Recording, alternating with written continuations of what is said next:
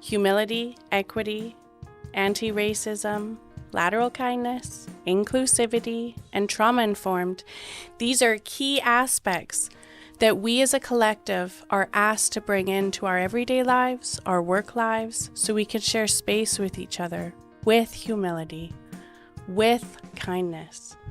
I'm so excited to bring in amazing voices, social change leaders in the Prince George area, so that together we can hear about why it matters, what got them interested in what they represent in the community, and maybe even some tips for other leaders in the community of how to best serve all people. I'm really looking forward to this journey together. There once was a girl named Auroara who lost her awe and was left with the roar. It took her years to find her awe again and then rediscover what her roar was meant to be. From a world that passed too much pain to one another, she was left broken and confused. Finding her spirit again meant letting go of the pain that was never hers to begin with, and to find her part in the world that allows for others to bring their spirit home once again. Hello, my name is Auroara Leigh. I'm a wellness anthropologist. My background is in anthropology, Indigenous studies, population health, and education, with a transformational lens and a trauma-informed focus. I researched all things wellness and healing from around the world to better understand the social aims and goals of different societies, cultures, and what works and doesn't work. I care a lot about how we, as modern North American cultural people, have become so disconnected and lost our way. Also, how decolonization is about unlearning the colonial methods that have dominated the globe. If our current model and mindset worked, we wouldn't be where we are at today with the number of suicide, addictions, mental health disorders, and diseases. If the current colonial mindsets worked, we wouldn't have the statistics that we do. So we must decolonize and learn to thrive. You can find out more about me and the work that I do at simplysacred.ca. I believe that we are in a time and an era where we are ready to create massive change on a global scale, but I also know that that starts within each one of us. That through this lens of what I have coined wellness anthropologist, I see that we can look through our way of being and living in societal stories, beliefs, systems that have actually created inequality, that have separated instead of brought us together, have done more damage by not being trauma-informed, that have allowed so many humans to walk through life carrying the weight of the world on their shoulders, feeling alone. We understand the statistics. 18% of youth have considered suicide, and 40% report feeling sad and hopeless. 1 in 4 people have a mental illness in their life. We are failing in so many ways, and yet there's also help. I believe that each of us comes into this world, and then we all at some way or another experience trauma. For some, it's what we call the big T trauma. For myself, I score a 9 on the ACE test, which is showing that I've experienced extreme traumas throughout my life, and a multitude of them. From a very young age, my mom left my dad early on, and then she found herself in a relationship with an extremely violent man. And from age 1 to about 6, which are fundamental years, these are the years where our brains are forming and developing, where we are creating these stories and beliefs about how we'll walk through the world. And I know not only for myself, but for so many others, there is trauma in those years, in those formative years, that for many of us, we haven't even gone back to unpack, to heal, or to restore. And yet that is what I am here for. Because in those years, I lived in a lot of terror. I would not only be abused at the hand of my stepdad, incurring multiple brain concussions, but also witnessing my mother being abused as well. In that setting of living in terror, I wasn't able to fully define or lean into my gifts. And yet also, I became hypersensitive and aware to my surroundings. I also learned how to self-soothe through reading, writing, and music as a savant far beyond my years. So I had developmental trauma, but also I had savantism. The way that I saw the world has helped me because I see it differently, because I can see the behavior in the world around me, and I can understand it differently because I'm neurodivergent. I remember moving with my mom when she left this man. We moved to this small lake town where we were on the very end of the lake, and we could only get there by boat. So from the ages of 7 to 14, I was there in nature, isolated, which there were elements of that that were very beautiful, and there were also elements of that that were hard. But I remember at a very young age observing the behaviors of people and observing society, much like an anthropologist. And I could see that even at that young age, I was sensitive to the ways that people would speak, the ways that they would move through the world. And yet so often we are so in our own stuff that we don't even notice those around us. Or if we haven't really experienced the depths of what I have, we may not have the lens to truly understand what someone else might be going through. That is why I feel called to support others in the healing, because I know how important it is for them to understand on a deeper level, even if their ACE scores are so much lower than those they are supporting. Because first and foremost, for all, whether you are looking to heal your own trauma or you are those helping others to move through theirs, knowledge is key, and I'm grateful for my ability to start to understand these things. Even though at that young age I didn't fully comprehend, there were these moments along the way where yes, I felt social anxiety, because I feel like in society there are so many circumstances where we are gaslit, where we're not even sure of our own truth. Even from a society level, from some of the structures and systems that we think are there to protect us, we're actually making us more confused about what is real, what is true. I had to unlearn my own gaslighting experiences. I had to come into a place where I validated my own truth, even when my abusers were saying things that weren't true about myself, and telling others those lies to get away with it. And I know that this led to so much of this social anxiety and this questioning of this not understanding. And though I always found the space to remove myself from situations, to ground myself in nature, to be by the water, to hear the birds chirping, to allow my nervous system to regulate, even though I didn't even know that's what I was doing at the time, to be able to find, through my writing, through my songwriting, ways of expressing my feelings, my emotions that otherwise would have just stayed bottled up inside of me. And so yes, there are ways that I was finding to soothe myself, to work through some of the trauma, to allow it to move out of my body. But I see so many who are trapped in those moments. Those moments are still vibrating in the cells of their body. And as I left this little town and I moved, I found myself at age 14 being targeted by human traffickers. You see, I loved dressing like a beautiful young woman, loved fashion and fashion magazines. I loved feeling beautiful. And yet along the way, I started to see that the female body was not always respected and actually was objectified. And that there was this hypersexualization around me that led to me being in this place where I felt that I needed to hide, that I changed how I looked, that I held on to weight so that I wouldn't be targeted by others anymore. And these are just a few of the experiences that I have walked. And I know that in these moments along the way, that I came into this place of becoming a mother. And when I stepped into that, I was able to leave a toxic relationship. I was able to start to heal.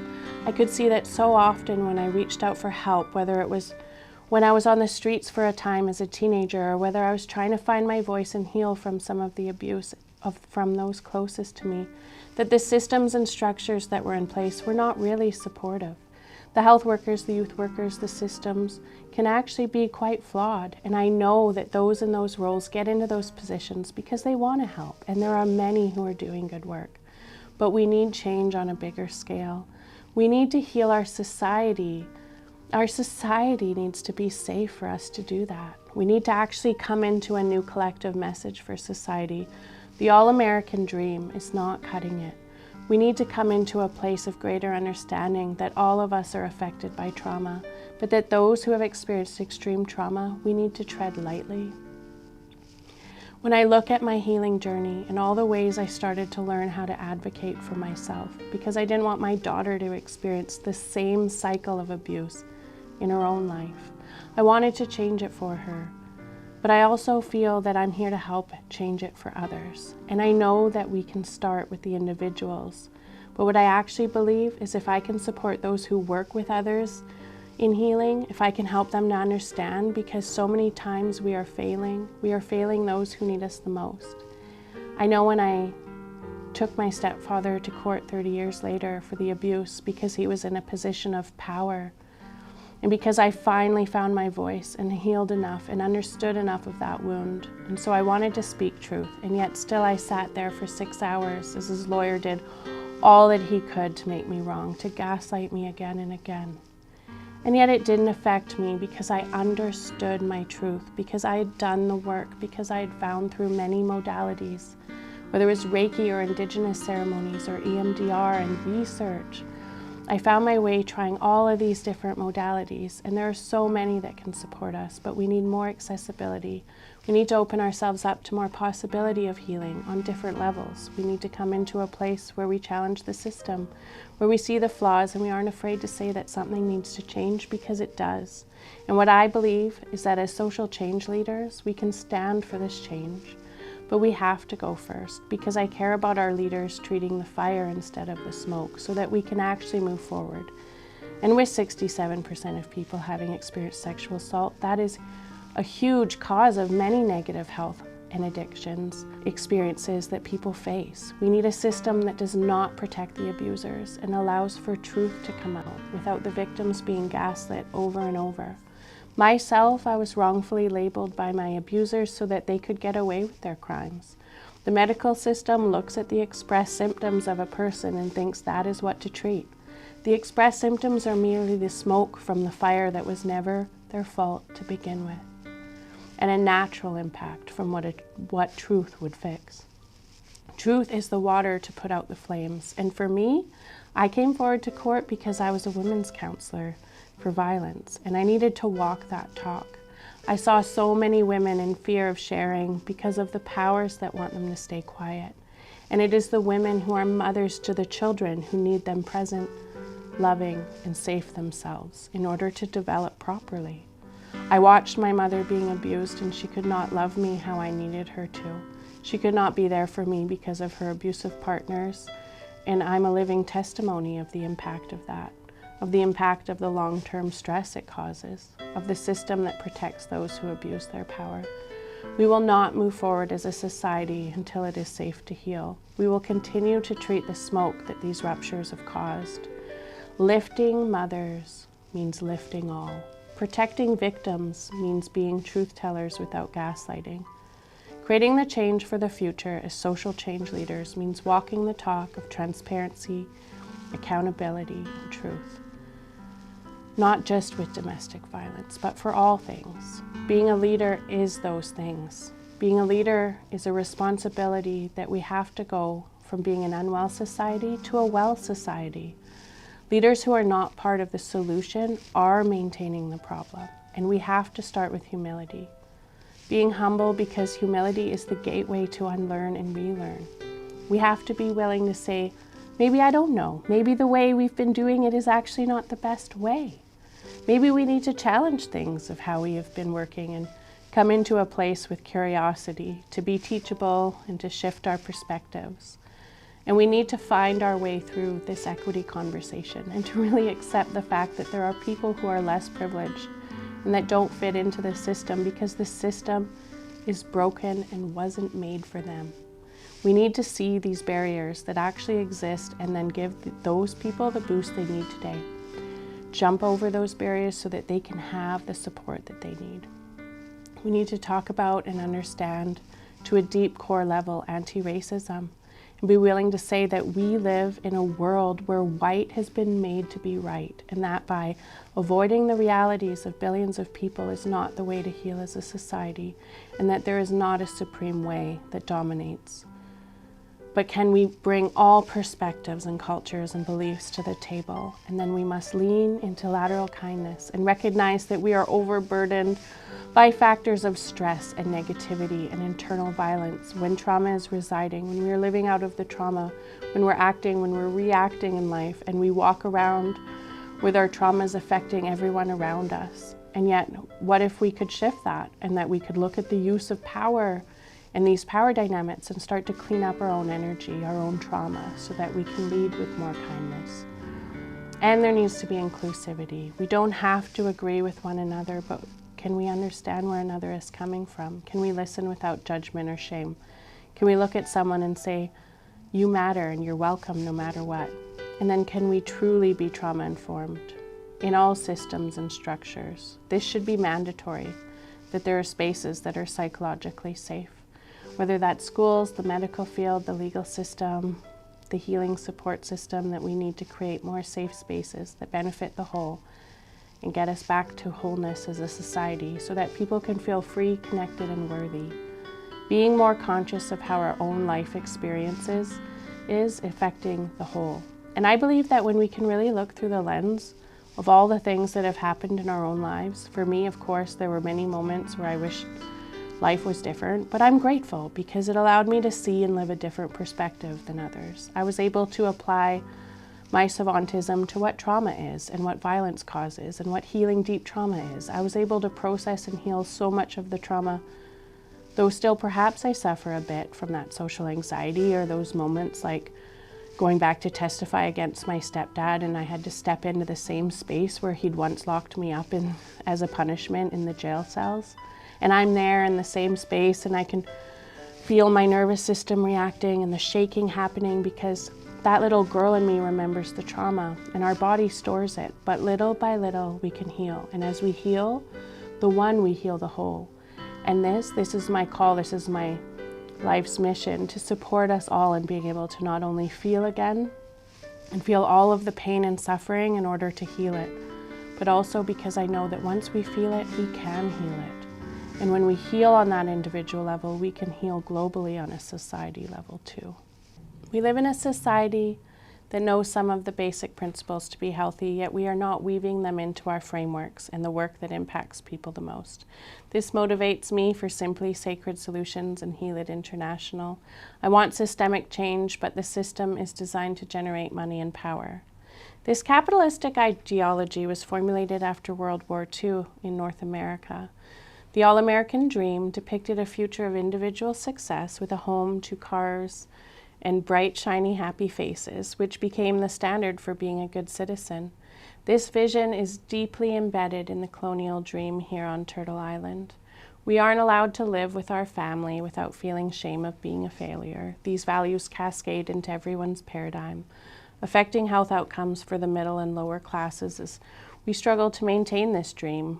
This can lead to increased isolation. Parents rear children alone as everyone has their own homes burdened by rent or mortgage payments.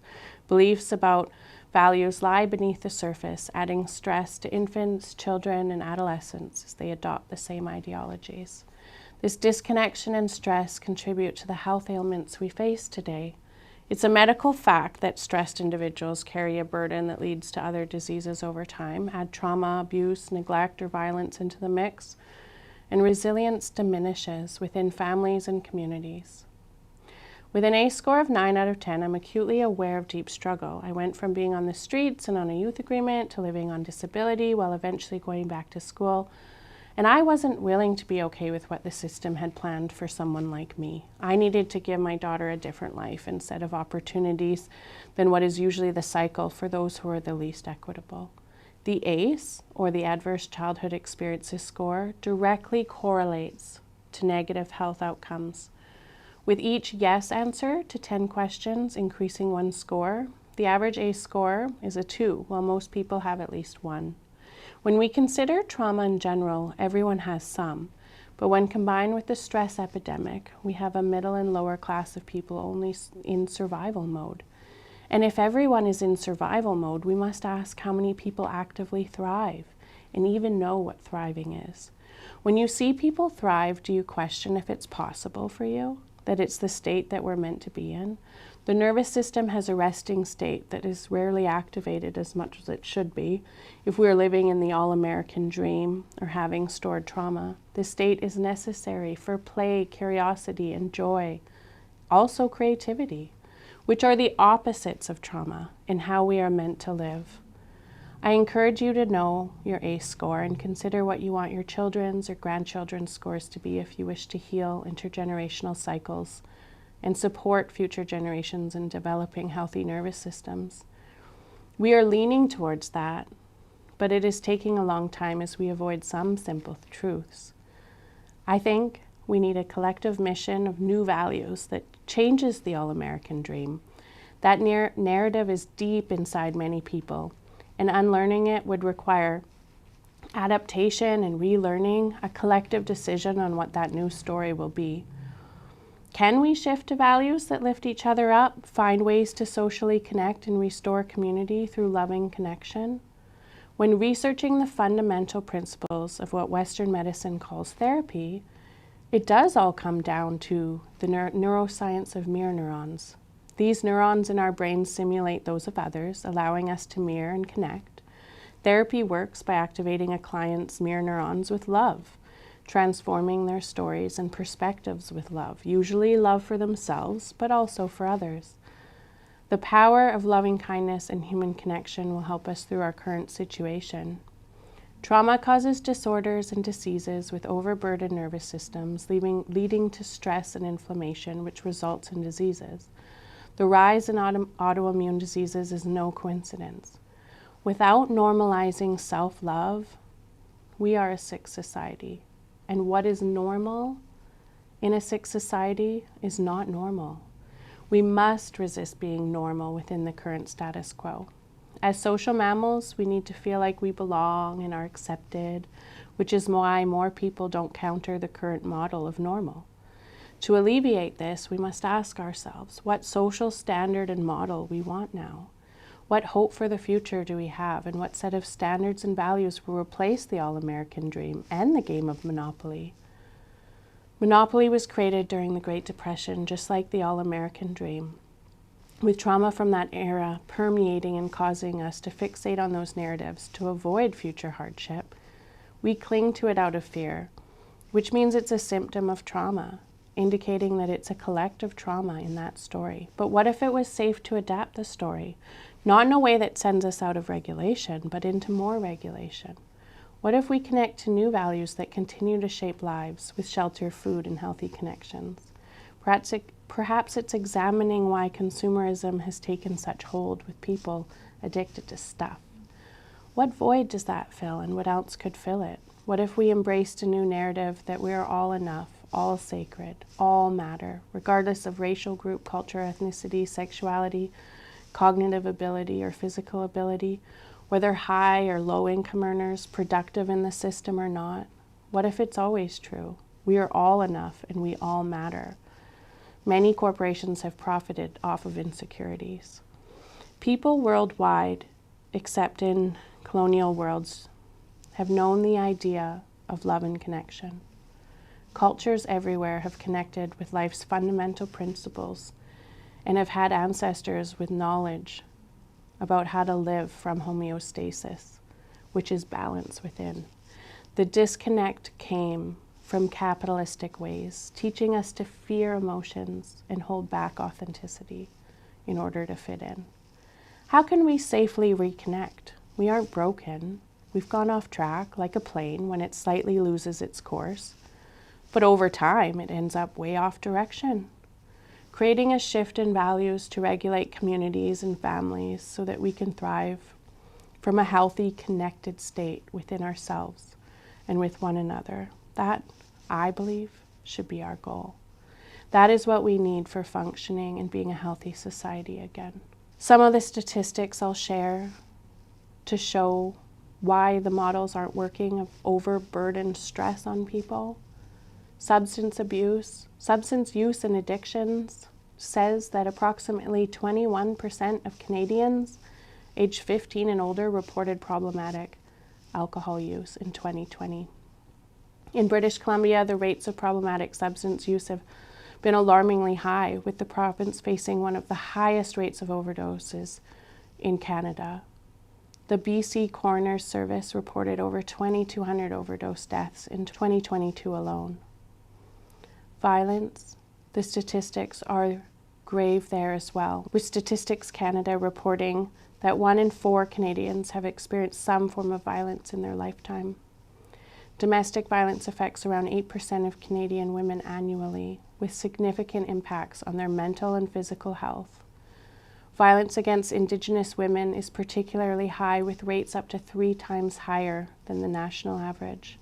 The risk of diabetes in Indigenous children is a staggering 50%. This is directly correlated to ACE scores that I've talked about prior.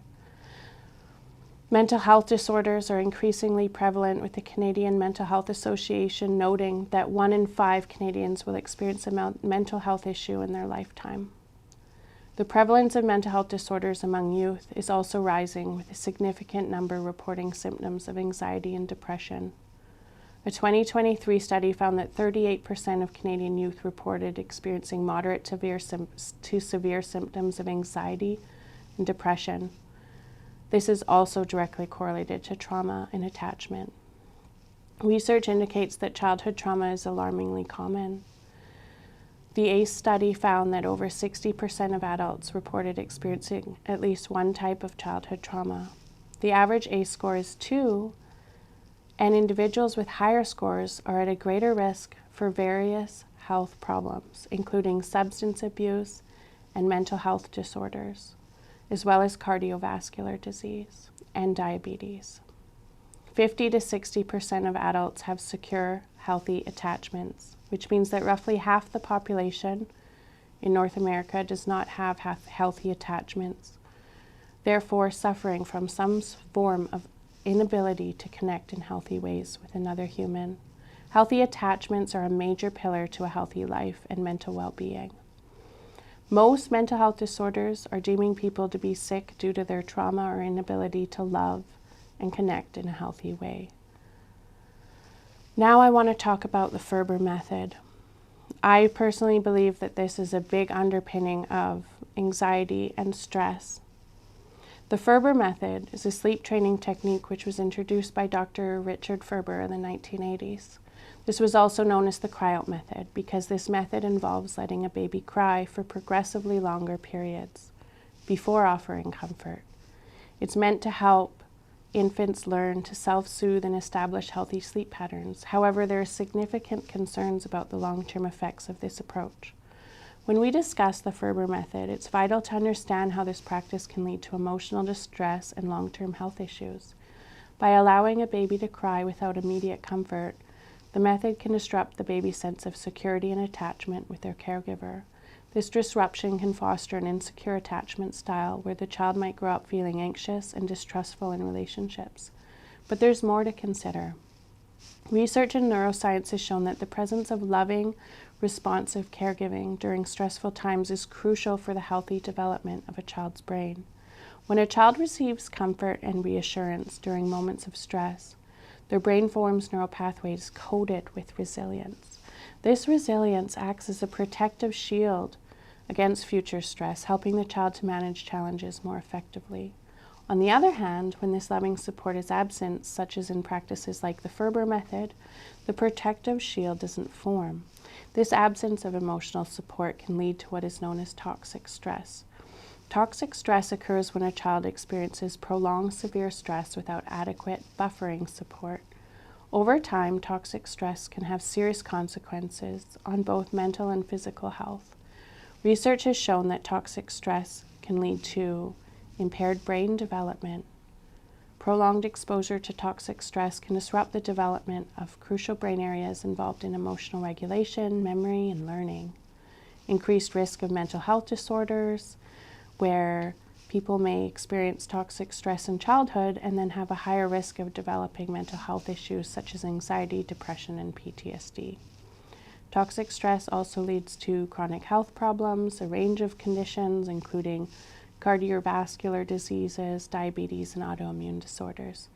The constant activation of body's stress response can contribute to inflammation and other health complications.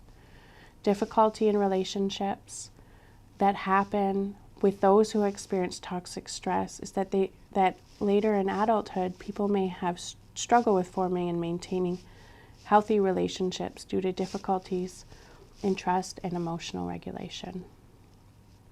Also, individuals struggle with their academic and professional achievements. The impact of toxic stress is huge on cognitive and emotional development. So why is it important for us to examine how many people had the Ferber method applied to them, or whether it's outdated and we shouldn't be doing it anymore? Understanding these early experiences helps us to recognize the ongoing health concerns that may contribute to and underscores the need for more compassionate, responsive caregiving approaches. You can see that some of these health indicators are similar to the ACE study. By addressing the impact of these early practices, we can begin to foster environments that support emotional well-being and resilience right from the start.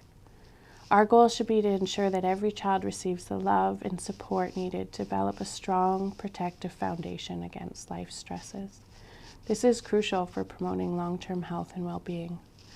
So I like to do this work twofold, supporting individuals who are on their healing journey or have yet to begin it, and those who are in service work for those individuals who may have had hard experiences in life, including those who are making decisions for how the services apply, such as policymakers.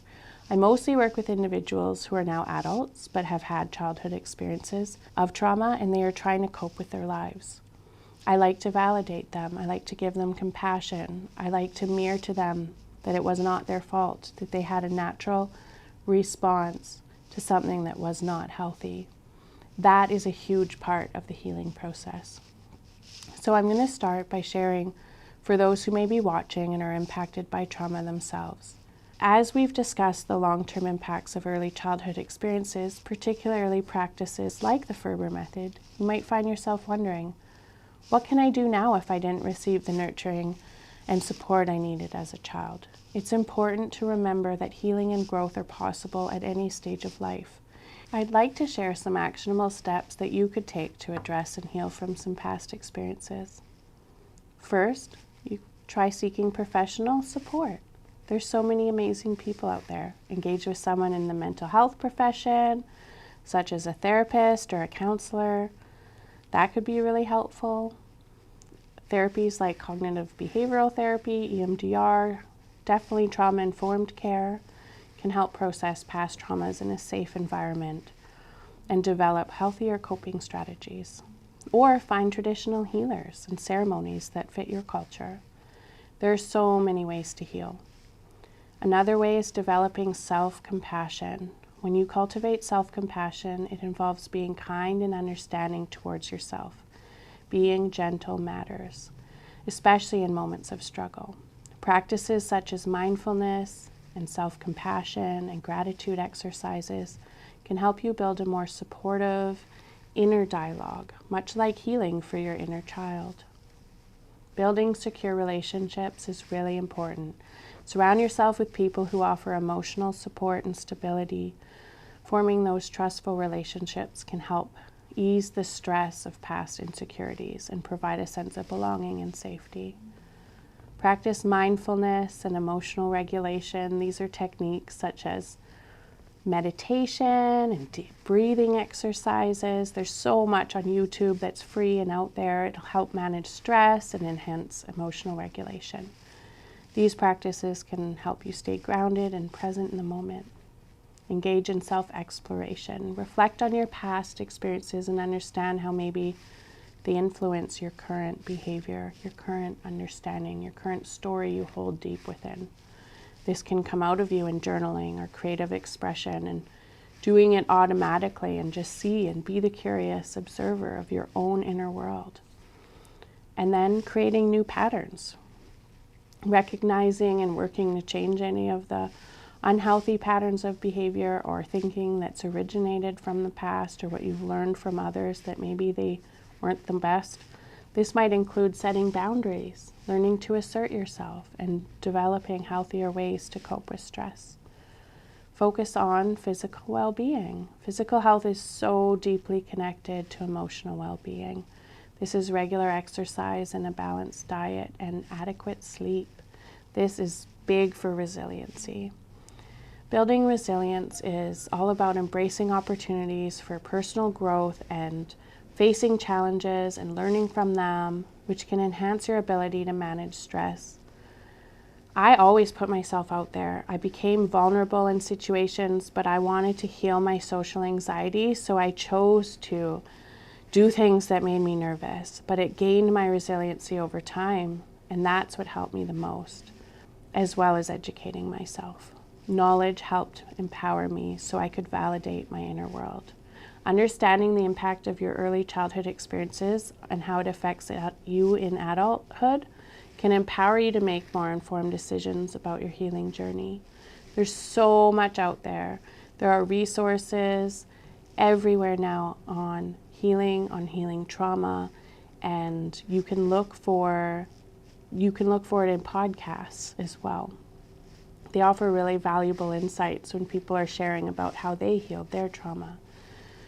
And that shows where connection matters. And so connect in community, participate in social events. Social wellness is huge for healing. Go to community activities, build connections with others, and find those roots, because we are all social mammals that want to belong, have purpose, and be accepted. Remember, healing is a journey. It's not a destination. It's about making gradual changes and seeking support as needed. You have the power to reshape your future and create a life filled with resilience, connection, and well-being. Embrace the process and know that every step forward is a step towards a healthier and more fulfilled self. There is a sacred method to transforming your story, and this is what I call restorying. And it is the inner story that shapes how you see yourself and the world. And that is why it's so powerful to restory when necessary. Now, I'm going to share from the lens for social change leaders and how important their work is and the impact that they may have. Leaders, frontline workers, politicians, and policymakers, they all play crucial roles in restoring for social wellness and fostering positive change. Their responsibilities encompass various aspects, including showing up compassionately, supportive, removing unnecessary barriers, setting examples, implementing policies, and advocating for systemic change. I'm going to share about some key things that can contribute to that. Leaders, whoever you are in a leadership role, you can model behavior. Leaders can exemplify values that they want to see in organizations and communities, such as empathy, integrity, and inclusivity. Your behavior sets a tone and a culture that influences others around you. Promote mental health awareness.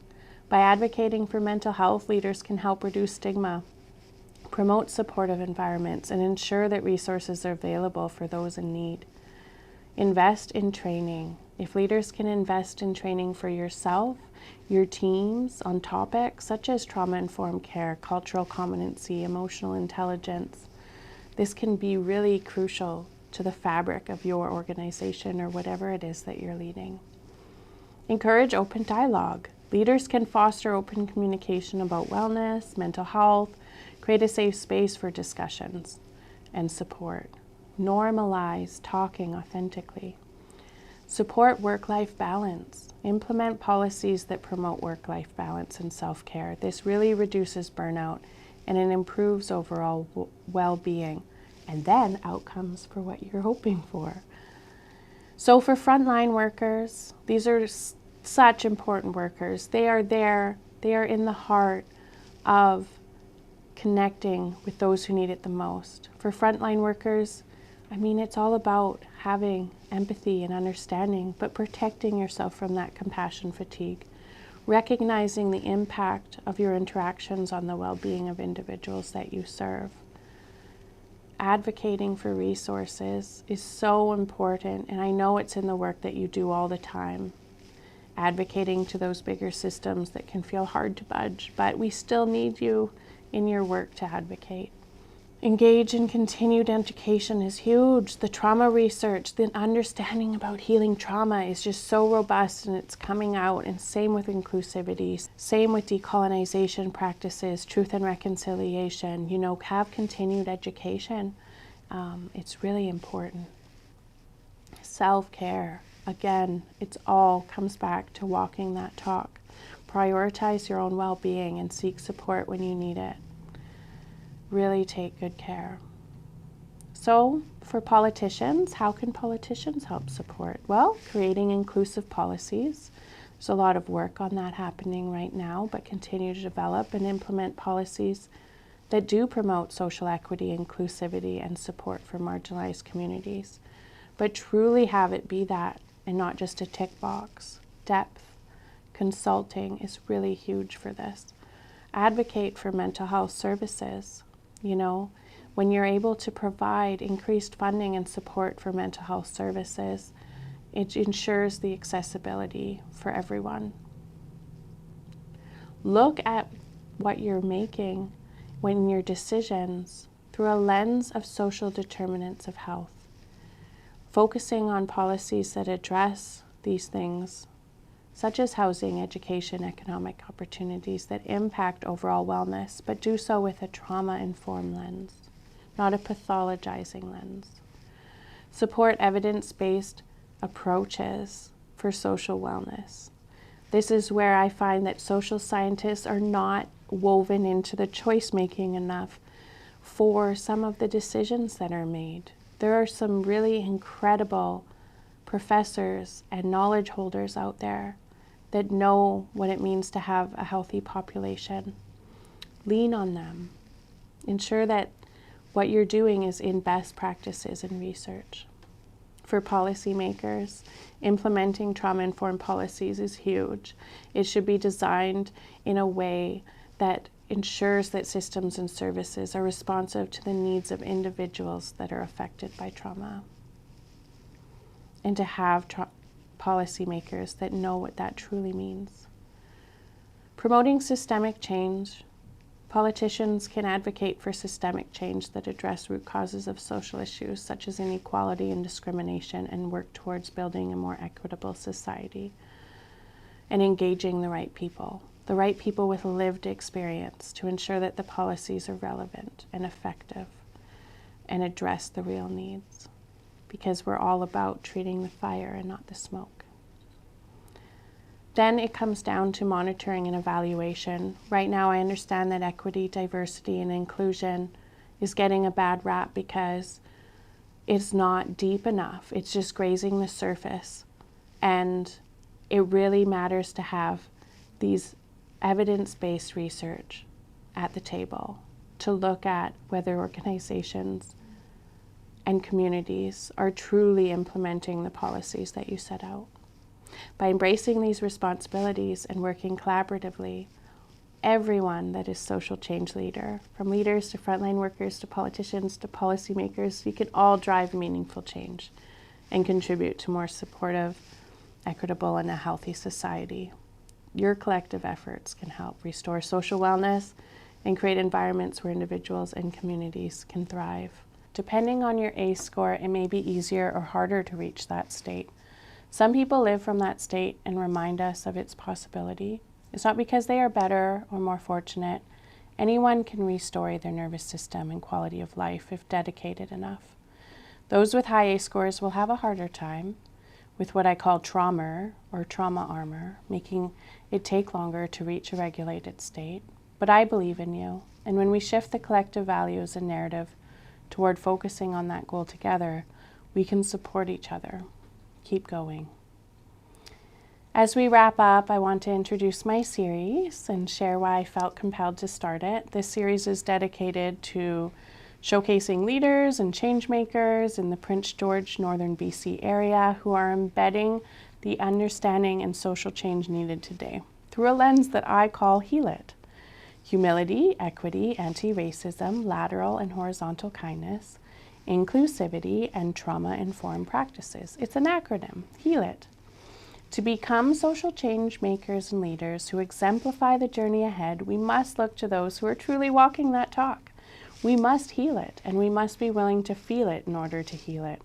We need social change leaders who have done the inner healing work, enabling them to walk in authenticity and connection, making impactful decisions from their places of power. I envision this as waterfalls cascading down from above, affecting the entire water system. We need policymakers, politicians, clinicians, educators, and all those who influence others to operate from a place of social wellness. This social wellness is what will enable society to become well again. Social change leaders are instrumental in fostering positive transformations within communities and organizations, and with families and individuals. However, to be effective, they must first engage in their own healing and personal growth. This process is encapsulated by the acronym HEAL IT, which stands for The H is for humility, as a gateway for unlearning and relearning. Humility involves recognizing and acknowledging one's limitations, biases, and areas for growth. It's the willingness to listen, learn, and adapt based on new knowledge and experiences. It's important because humility allows leaders to approach their work with an open mind and a readiness to challenge their own assumptions and beliefs. It facilitates unlearning outdated or harmful practices and relearning more effective, compassionate approaches. This mindset is essential for leaders to grow and respond to the evolving needs of their communities. Humility requires leaders to confront their own power and privilege. It involves recognizing how systemic inequalities have shaped their perspectives and being open to diverse voices and experiences, especially from marginalized communities. Equity involves ensuring fair treatment, access, and opportunities for all individuals, acknowledging that different people have different needs and starting points. Equity addresses systemic imbalances and strives to create a level playing field where everyone has the resources and support they need to succeed. Unlike equality, which offers the same resources to everyone, equity recognizes and addresses individual and systemic disparities. Leaders must understand how historical and structural injustices contribute to current inequities. Addressing these requires a critical examination of power structures and a commitment to dismantling them to foster genuine fairness and inclusion. Next, the A in Heal It is anti-racism. Anti-racism is the active process of identifying, challenging, and dismantling racism and its impacts, both personally and systemically. It goes beyond merely being non-racist. It involves proactive efforts to confront and address racism and its effects. This is crucial for creating inclusive environments and ensuring that all individuals are treated with respect and dignity.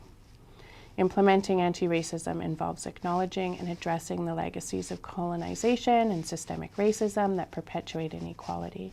Leaders must challenge racial biases and advocate for policies and practices that promote racial justice. Lateral and horizontal kindness, that's my baby. Lateral kindness refers to mutual support and respect among peers or equals. Horizontal kindness involves fostering a culture of empathy, support, and cooperation at all levels. This approach builds strong collaborative relationships and creates supportive environments where individuals feel valued and heard. It promotes a sense of community and collective well-being, essential for effective teamwork and social cohesion.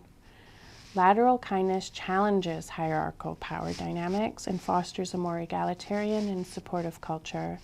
It involves recognizing and valuing diverse contributions and ensuring that all voices are heard and respected. The I in Heal It is inclusivity, and it involves creating environments where all individuals, regardless of their background, identity, or abilities, feel welcomed, valued, and able to fully participate. It ensures that diverse perspectives and experiences are considered and integrated into decision-making processes. This leads to more innovative solutions and equitable outcomes, which reflects the true diversity of the community or organization. Leaders must address exclusionary practices and structures that marginalize certain groups. Inclusivity involves actively working to remove barriers and creating spaces where all individuals can thrive. A trauma-informed approach is the T in Heal It. This is why I did the huge ramble at the beginning about trauma, because it all comes to being able to be competent in this area. It recognizes the widespread impact of trauma and incorporates understanding of its effects into interactions, policies, and practices. Being trauma-informed is an approach that ensures services and environments are sensitive to the needs of individuals who have experienced trauma, because it promotes safety, trust, and empowerment, which reduces the risk of re-traumatization and supports healing. A trauma-informed approach acknowledges the historical and ongoing impacts of colonization and systemic violence on marginalized communities. It involves creating supportive environments that respect and validate individuals' experiences of trauma and does not pathologize them. By embodying the principles of Heal It, social change leaders can foster environments that are more equitable, inclusive, and supportive. This approach requires a critical examination of power dynamics and a commitment to addressing systemic inequalities and historical injustices. Through humility, equity, anti-racism, kindness, inclusivity, and trauma-informed practices, leaders can contribute to meaningful and sustainable social change. I hope this series captures your interest as I bring in guests who speak to these topics. I aim to cast a wider gaze on how these principles are tangibly showing up and driving change. Our final episode will feature a panel with all of our guests connecting and sharing their insights. I invite you to join us on this journey as we explore how we can all contribute to a healthier, more connected world. And remember, we can always lean into gratitude because it is the single most powerful thing we can do to rewire our brain to be in a healthy state. So I end this episode asking you, what are you grateful for? I'm grateful for producing this on Haudenosaunee territory and for all of you tuning in and the chance to share my heart to the world. I'm grateful for my health and my daughter and my animals at home. I'm grateful to have clean water to drink and air to breathe. And finally, I'm grateful for TELUS for giving me this opportunity to create a series like this. Thank you.